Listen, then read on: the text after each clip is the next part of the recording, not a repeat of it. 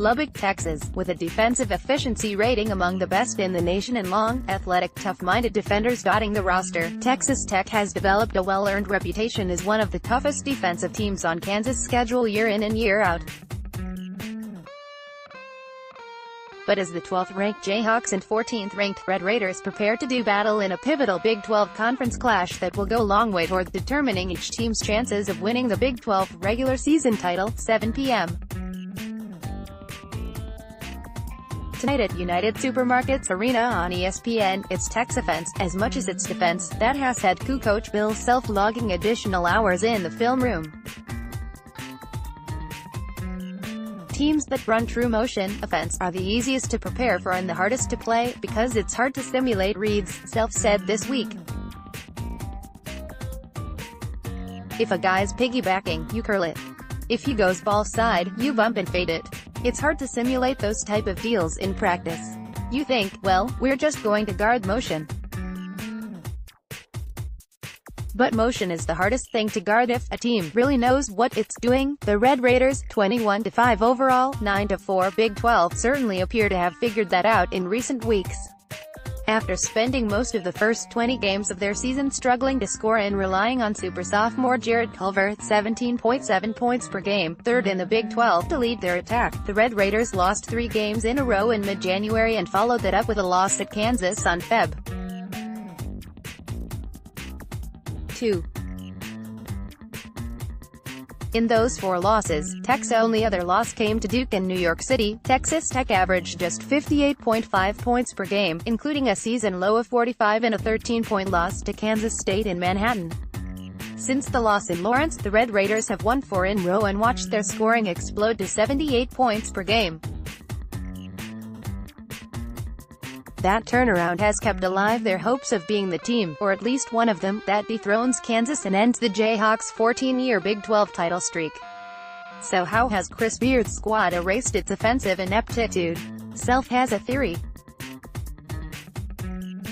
It appears to me that they're more aggressive on the offensive end, as far as taking quick shots and more guys shooting threes, Self said. They're getting scoring from different people, and, of course, senior guard Matt Mooney has been on fire since we played them. I think he was 5 for 5 one game from 3 and they still have Jarrett Culver. He or Jackson Hayes will probably be the highest drafted guys in our league if either one of them chooses to come out. The Jayhawks, 20-6, 9-4, held Texas Tech to 34.4% shooting during the meeting in Lawrence, which included a 6 of 28 clip, 21.4% from three-point range. Culver's 5 of 17 effort from the floor had a lot to do with Tech's struggles, and Self said Coos' defensive game plan on Culver in the first matchup would serve as a good general philosophy to utilize in today's rematch. I actually thought we guarded them really well the first time, Self said. I don't want to say that they didn't get comfortable, but we did a good job at not letting them just do what they want to do. ... The biggest thing is, you eliminate what you can eliminate. You can eliminate transition, second chance opportunities, you can play to scouting report.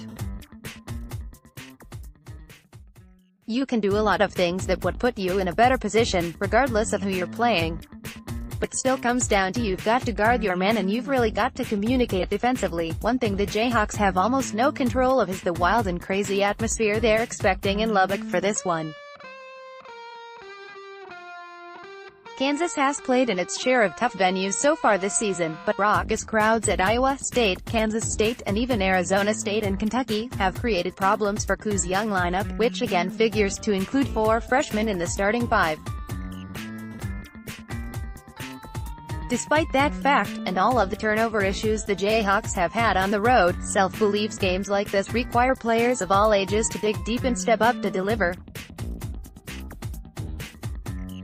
Our road record stinks, Self said. We're 2-6 on the year. Of course, we've played some good teams on the road, but other teams in our league have played good teams on the road, too, and they've had more success. We need to go take our act on the road and play at a very high level. Even if you do that, it doesn't guarantee winning the game by any stretch. but it certainly puts you in a position where you're in the game, and that's where we believe and hope we can be Saturday. Both teams enter this one after a full week off, a fact that Self called fitting, and said should eliminate any excuses by either side. Both teams have had ample time to prepare, he said. It's going to be fun. As for the player perspective on the 7 days between games, it's a lot of time, freshman guard OK Agbaji said. Going from back-to-back games to this is definitely different. But I think it kind of lets us calm down from what we had gone through and really lock in and prepare for what we have next. What's next is arguably the toughest task the Jayhawks have had to date, on the road, against a true contender for the league crown and with time running out and the stakes nearly as high as they can be. We're playing 2 huge games against 2 great opponents, the other top 2 teams in the league besides us. That's going to be big, junior forward Mitch Lightfoot said of today's game against Texas Tech and Monday's Big Monday battle with current Big 12 leader Kansas State. It's probably one of the biggest weeks of my time here at KU.